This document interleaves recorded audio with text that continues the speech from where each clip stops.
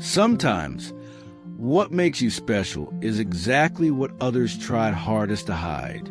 Maybe you haven't even noticed it, but there's something about you that's different, something that unsettled someone, that caused silence in a room, or made you ask yourself, should I really be like this?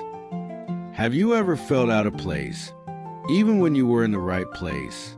Have you ever smiled politely in a meeting, in a boardroom, while inside you felt small, out of sync, out of language, out of culture, out of context?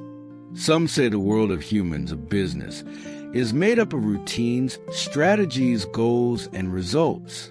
But perhaps what moves life the most, even in that environment, are the encounters, and the misconnections too, because they reveal the deepest parts of who you are.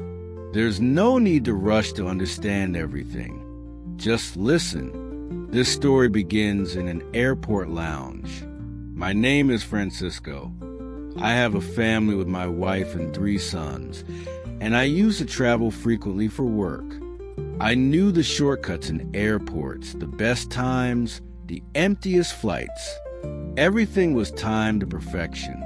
Suit on a hanger, compact luggage, a head full of presentations and contracts. But on this trip, something felt different. The weight of the luggage seemed heavier, even though it was the same. I was carrying a strange feeling. I was heading to an important corporate meeting, but leaving my heart with my youngest son, who was at his graduation ceremony. I arrived at the hotel as usual, polite, efficient, with that quick smile that says, everything's under control. But it wasn't during a solo dinner. I saw a group laughing at the next table. I felt a familiar sting, not envy, but a quiet ache.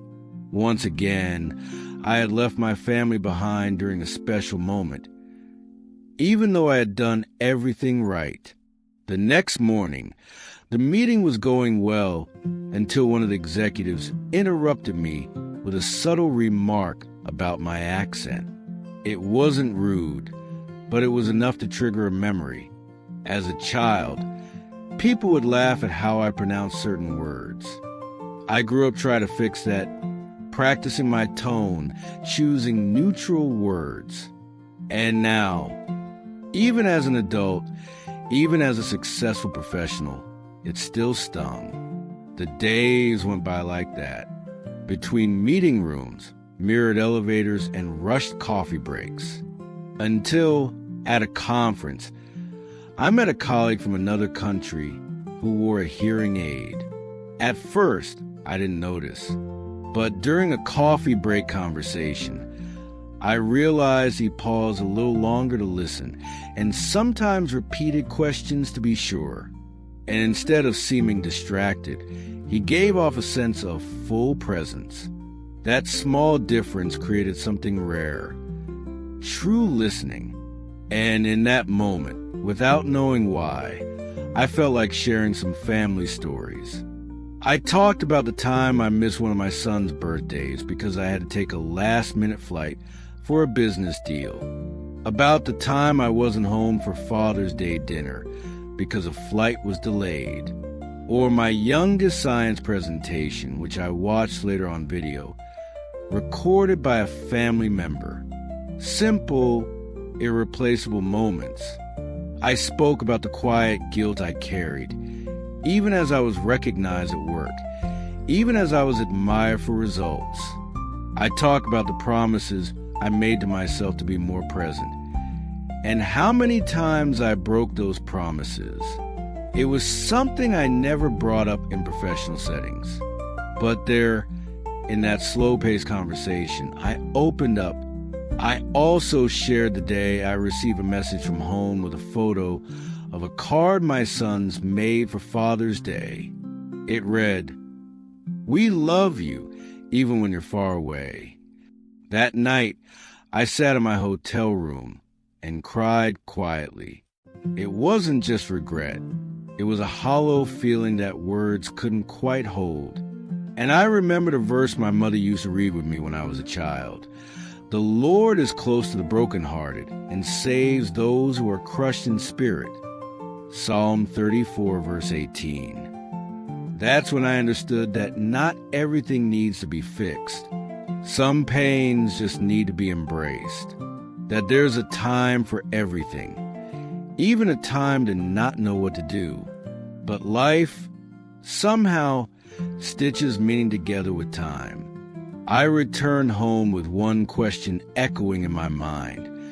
What if what makes me different is exactly what's most precious about me? And a few days later, I received news that took my breath away. My eldest son is going to be a father. I'm going to be a grandfather. I was happy, of course, but there was also a silence. A question without an immediate answer. How will I do things differently now? How can I be more present in my grandson's life? How do I balance what I built with what still needs tending? I started looking at my own traits more kindly, my pauses, my history. I began having slower conversations with colleagues, truly listening to their stories. I stopped hiding my accent. I even began using it as a symbol of who I am. I started leaving the office earlier whenever possible, being fully present in conversations at home. I began writing small notes to my sons, even if just to say I was proud of them. Small gestures that once seemed secondary now became part of my legacy. Have you ever felt this? That when you begin to accept yourself, everything around you starts to adjust too. It's not magic. It's presence, and presence transforms. At the next event, I wore a simple pin on my jacket. On it, a handwritten question, "What makes you special?" It was discreet, but enough to spark different conversations. People opened up, shared where they came from, what they carry in their hearts, what they had to hide to survive. And I listened. Not to reply, but to receive. That's when I found another verse that stayed with me as a daily reminder. A gentle answer turns away wrath, but harsh word stirs up anger. Proverbs 15, verse 1. And I realized that in hard environments, gentleness is revolutionary. That in noisy spaces, silence hears more. That in tense meetings, patience can be the most powerful strategy. If you're still here, maybe this story is stirring something within you. And if so, take a moment to subscribe to the channel and like this video. We keep creating content that welcomes, that inspires with gentleness, that respects your pace and your feelings. You don't have to change to be accepted. Maybe the path is to recognize the value of what you've been trying to hide. What once unsettled someone might be the seed that heals many.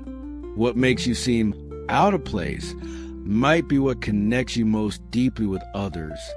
Life will sometimes give you hard meetings, uncomfortable interruptions, long silences, but will also give you unexpected pauses. People who listen in signs only you can see. And in those moments, you can breathe. And remember, it's okay not to have all the answers. Self-acceptance is a quiet process, a kind of healing that makes no noise. It starts slowly, maybe with a softer gaze at yourself, maybe by listening to someone without rushing, maybe by simply not apologizing for being who you are. You carry a story that doesn't need to be a performance. It can be presence. It can be a bridge. It can be a balm for someone else who's also trying to find their place in this world of goals and demands. And if this message is making sense to you, give it a like and share it with someone who needs to hear it today. Don't wait for others to immediately recognize your value. Sometimes they don't even know what to look for. But you can still be a light, even while you're discovering where to flip the switch inside yourself. Coming home after a long trip is, more often than not, coming back to yourself. And maybe in that internal return, we find what truly nourishes us, what comforts us, what sustains us.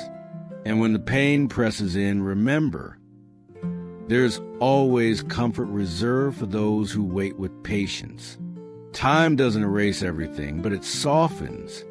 And hope is that invisible thread that stitches hard days together until they pass. If this message found a place in you, subscribe to the channel and stay with us. There are other videos here that might be exactly what your heart needs to hear right now.